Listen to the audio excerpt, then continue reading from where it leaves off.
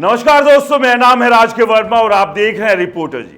दोस्तों, आज हम बात करेंगे एक ऐसे सच की जो रियल एस्टेट की चमक दमक के पीछे छिपा है। रियल एस्टेट यानी जमीन में निवेश लंबे समय से धन कमाने का एक भरोसेमंद जरिया माना जाता रहा है, लेकिन इस चमकती दुनिया में एक अंधेरा भी है जिसका नाम है लैंड माफिया।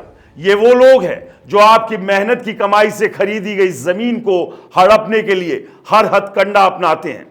फर्जी मुकदमे, नकली दस्तावेज, पुलिस केस और सरकारी तंत्र की कमजोरियों का फायदा उठाकर ये माफिया आपकी जमीन को अपने नाम करने का खेल खेलते हैं।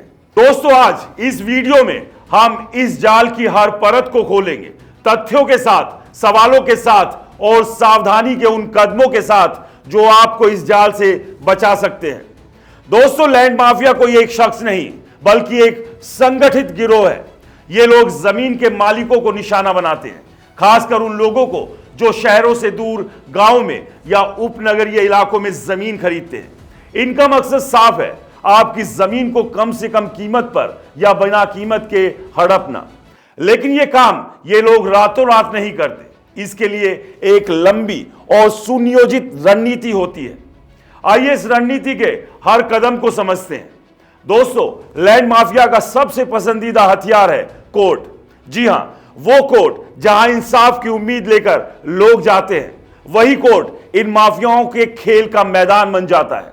ये लोग झूठे सिविल केस दायर करते हैं। कैसे? पहला, मालिकाना हक का दावा। माफिया कोर्ट में दावा ठोक देता है कि जिस जमीन पर आपका नाम है वो उनके पूर्वजों की थी। इसके लिए वो नकली दस्तावेज पेश करते हैं, पुराने जर्जर दिखने वाले कागजात जिस पर लिखा होता है कि उनके दादा परदादा उस जमीन के मालिक थे। लेकिन सच्चाई, ये दस्तावेज ज्यादातर फर्जी होते हैं। दूसरा, एडवर्स पोजीशन का दावा। अगर माफिया ने आपकी जमीन पर कुछ समय तक अवैध कब्जा कर लिया तो वो कोर्ट में कह सकते हैं कि अब वो जमीन के कानूनी मालिक है। इसे कानूनी भाषा में एडवर्स पोजीशन कहते हैं। तीसरा, पार्टीशन का मुकदमा।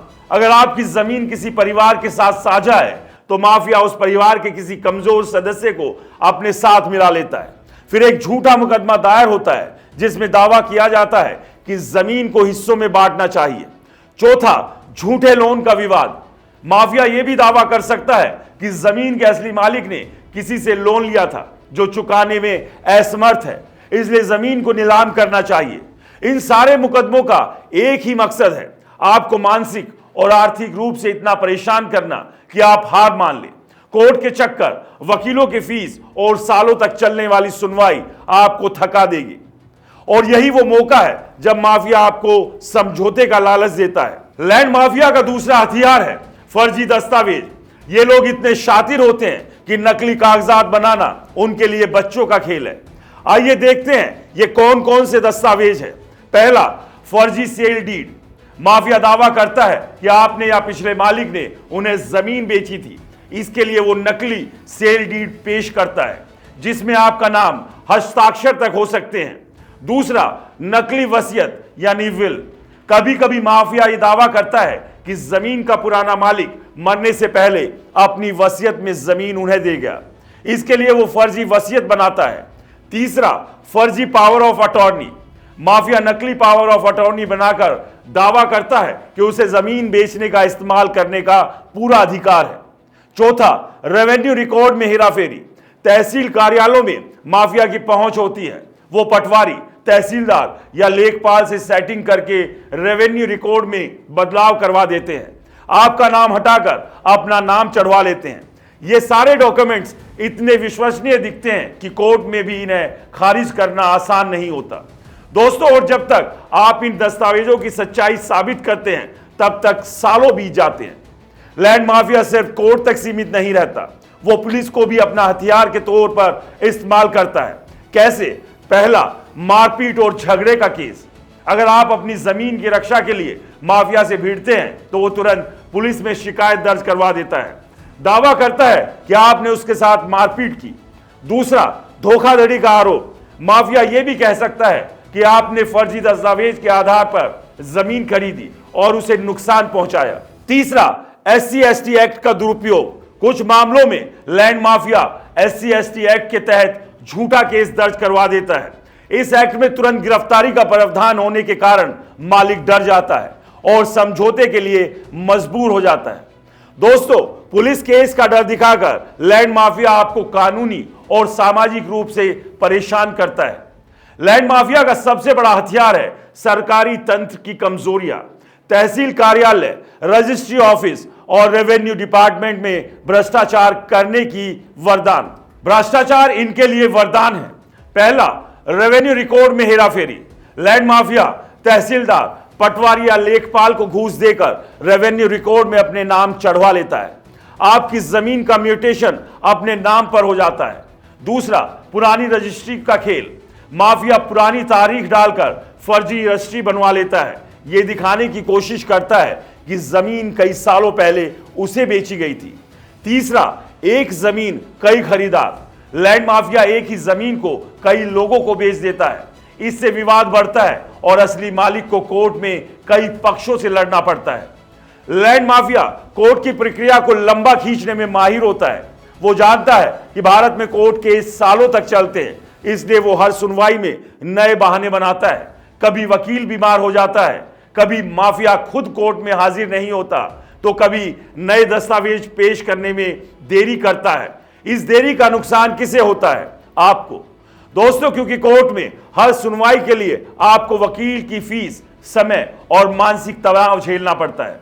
लैंड माफिया कोर्ट में स्टे ऑर्डर ले आता है, यानी आप अपनी जमीन ना तो बेच सकते हैं ना उसका इस्तेमाल कर सकते हैं।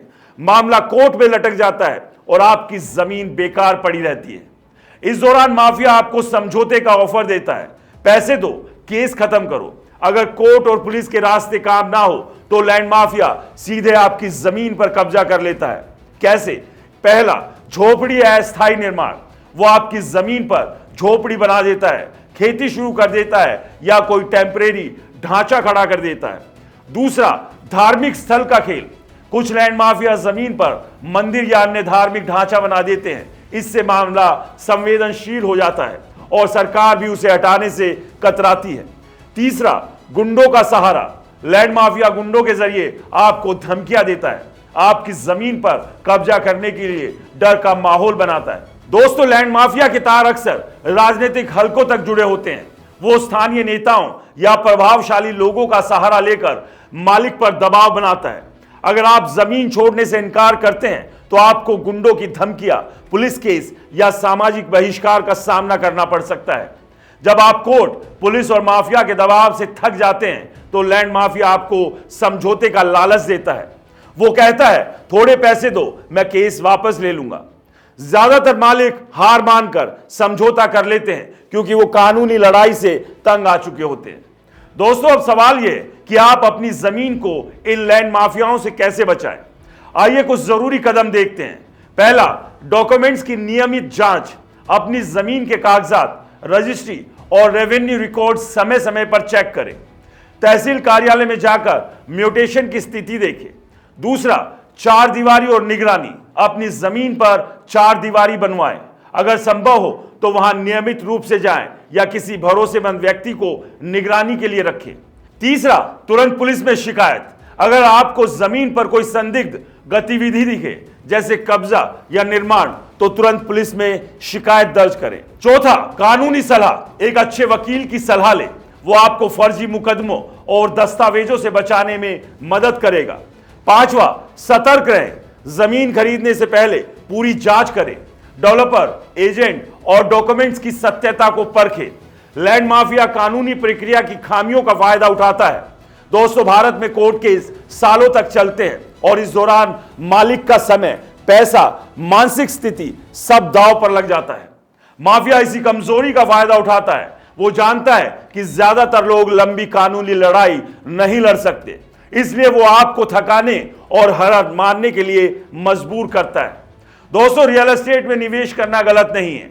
जमीन हमेशा मूल्यवान होती है, लेकिन यह मूल्य तभी आपके काम आता है जब आप अपनी जमीन को लैंड माफिया के चंगुल से बचा पाएं। लैंड माफिया का जाल बड़ा और जटिल है। फर्जी मुकदमे, नकली दस्तावेज, पुलिस केस, सरकारी तंत्र की कमजोरियां इस जाल को मजबूत करती है। लेकिन अगर आप सतर्क हैं, अगर आपने अपने डॉक्यूमेंट्स को नियमित रूप से जांचते हैं, अगर आप कानूनी सलाह लेते हैं, तो आप इस जाल से बच सकते हैं। सवाल यह है कि आप अपनी मेहनत की कमाई को यूं ही लैंड माफिया के हवाले कर देंगे या फिर सतर्कता के साथ अपनी जमीन की रक्षा करेंगे।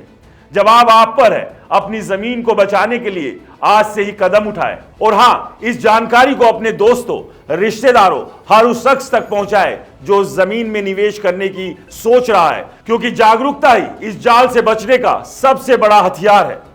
आपके क्या विचार हैं दोस्तों? क्या आपने कभी लैंड माफिया का सामना किया है या कोई ऐसा अनुभव सुना है? कमेंट में जरूर बताएं। इस जानकारी को शेयर करें ताकि ज्यादा से ज्यादा लोग इस जाल से बच सके। और दोस्तों, आप लोगों से अनुरोध है कि अगर आपने रिपोर्टर जी चैनल को सब्सक्राइब नहीं किया है तो चैनल को सब्सक्राइब करना ना भूलें, क्योंकि रिपोर्टर जी ही वो चैनल है जो रियल एस्टेट के काले सच को आपके सामने बेबाकी से लगातार रख रहा है। नमस्कार।